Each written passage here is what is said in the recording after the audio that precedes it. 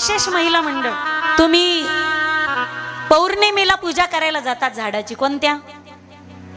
वडापाव, वडा मला पाव.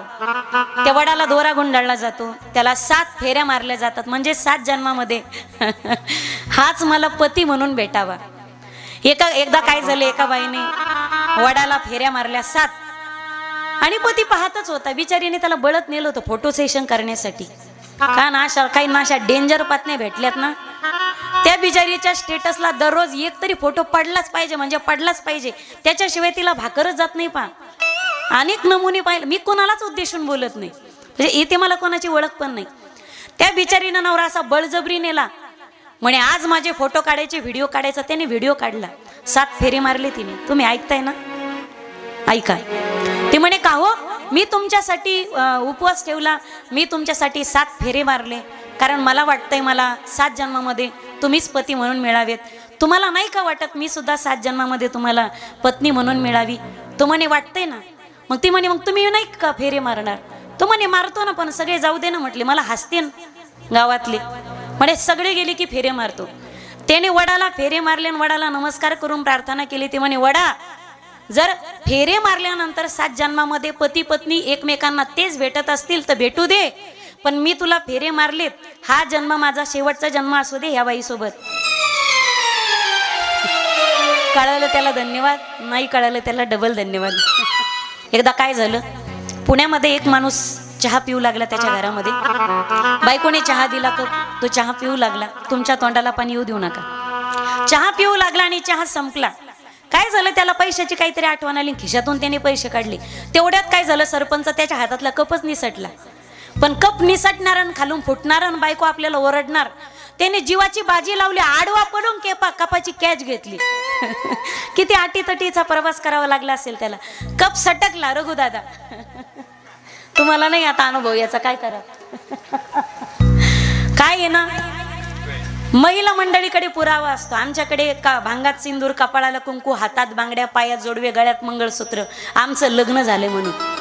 पुरुष मंडळी तुमच्याकडे अजिबात पुरावा नसतो तुमचं लग्न झाले म्हणून. ज्याचा फक्त चेहरा उदास दिसला का,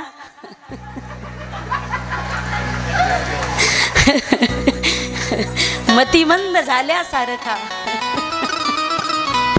त्याचा चेहरा प्रफुल्लित, म्हणजे हसतच नाही तो, असं समजायचा हा पक्का गुंतलेला माणूस आहे. चहाचा कप त्याच्या हातातून कप निसटला. त्या बिचाऱ्यानं आडवा पडला ना, अशी कॅच घेतली आणि बायकोकडे पाहून म्हणला वाचला. बायको म्हणी वाचला स.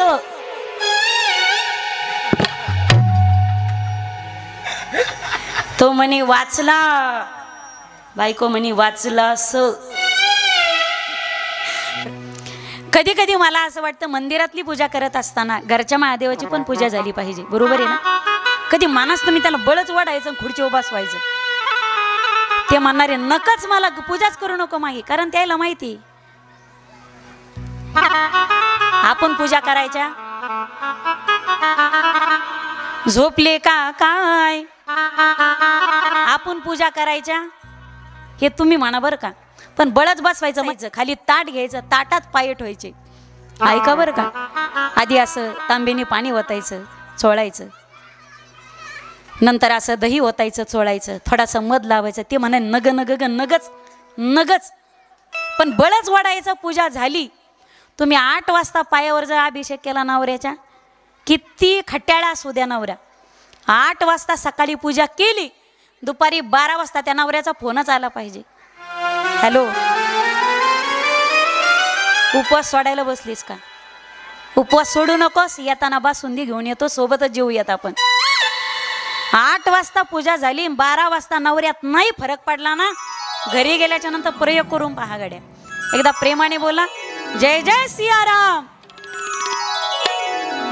ते महादेव 24 तास त्या महादेवावर लोटा जलाची धारच आहे. 1 लोटा जल सभी समस्या का हल. म्हणजे वाहा तुम्ही. हरी भजनी हे धवडीले जग, सुकविला लाग कळी काळाचा. लोटा जल वाहू नका असं म्हणा. पहाटे 3 वाजता महादेवावर धारे हो. अहो त्या देवाला झोपू द्याला, त्याला निमोनिया होईन, त्याला पडचं येईन, त्याला थंडी वाजन. 3 वाजता आपल्या अंगावर पहाटे कोणी जर थंड पाण्याची धार ओतली तर तुम्हाला राग नाही येणार? त्या देवाला थोडासा आराम करू द्या. एवढं बेल शेवाळलेत महादेव.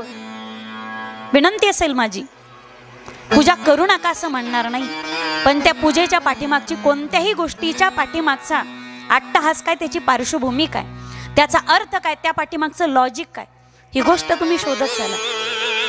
ज्या मंदिरामध्ये कोणीच जात नव्हतं, खरंच गाड्या चमत्कार झाला आणि भगवान शिवजीची मंदिरं त्या ठिकाणी लोकांची गर्दी वाढू लागली, मंदिराचा जीर्णोद्धार होऊ लागला, भगवान शिवजींची ओसाड पडलेली मंदिरं पूजा होऊ लागली त्या मंदिराची. निश्चित आनंदाची आणि फार मोठी अभिमानाची गोष्ट आहे, चांगली गोष्ट आहे.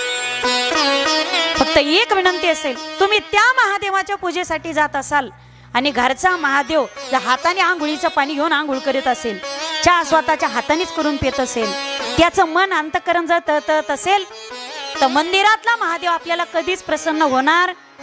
एकदा प्रेमाने बोला सर्वजण, जय जय सियाराम. रामकथेमध्ये पदार्पण करत असताना नेमकी आपण रामकथा कोणती ऐकणार आहोत प्रश्न विचारला. भारद्वाज मुनी बसही प्रयागा, तीनही राम पद अति अनुरागा, तापस समाधमा दया निधाना, परमारथ पथ परम सुजाना. एक राम दशरथ खा बेटा, ऐका लक्ष देऊन, एक राम घट घट में बैठा, एक राम का सभी पसारा, एक राम हे सबसे न्यारा. मग कोणत्या रामाची कथा तुम्ही मला सांगण करून सांगत आहात? तुम्हाला कोणत्या रामाची कथा ऐकायची? हम कथा सुनाते राम सकल गुण धाम की, हम कथा सुनाते राम सकल गुण धाम की.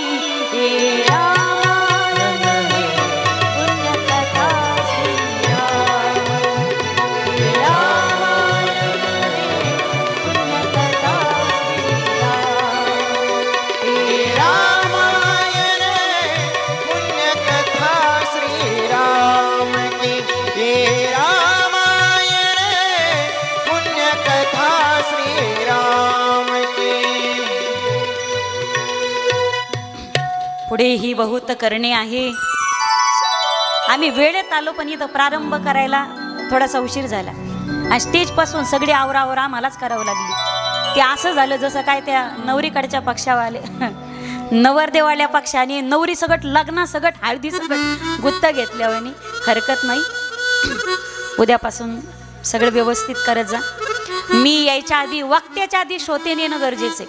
मी यायच्या आधी तुम्ही येऊन बसायचं, मी आल्याच्या नंतर सर्वांनी उठून उभं राहायचं आणि मी असं नसतं झाल्याच्या नंतर तुम्ही खाली बसायचं. 1:45 बरं का, त्याच्यानंतर एंट्री देणार नाही मी मधात. हा, उद्यापासून बांबू लावून घेणार आहेत आपण बाहेर. 1:45 म्हणजे शिस्त, म्हणजे शिस्त. कथा मर्यादा पुरुषोत्तमाची, आपण सुद्धा अमर्यादपणे कधी वागायचं नाही. कथा रामाची, कदाचित आपल्याला राम कळणार नाही, पण हराम लवकर कळन बरं का. एकाने सांगितलं काय जीवनात चांगलं झालं नाही, एवढं रामाला धरलं, रामालाच देतो सोडून. म्हणलं बाबा सोडायचं तर हरामाला सोड, रामाची संगत कधी सोडू नकोस. सोडायचा तो जीवनामध्ये, हराम सोडा. काय झालं एका गावात, ऐकताय ना तुम्ही, जागे आहात ना, झोपल्या का काय.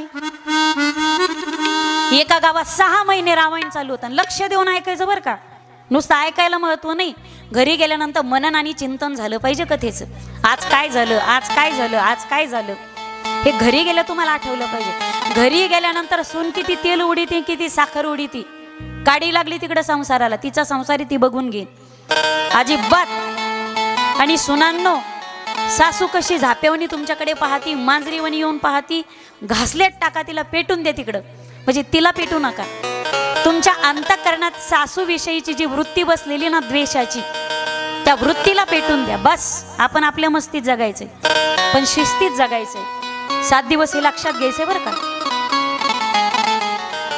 7 दिवस घरी गेलो मनन करायचं. 6 महिने रामायण झाले एका गावात. आणि एकाने कथाकाराला जाऊन विचारलं कधी 6 महिन्यानंतर. म्हणे महाराज माझी एक शंका आहे, लक्ष देऊन ऐकायचा. हे पा आपल्या कथेत आणि कीर्तनात बसल्यावर 4G 5G लागतं मला.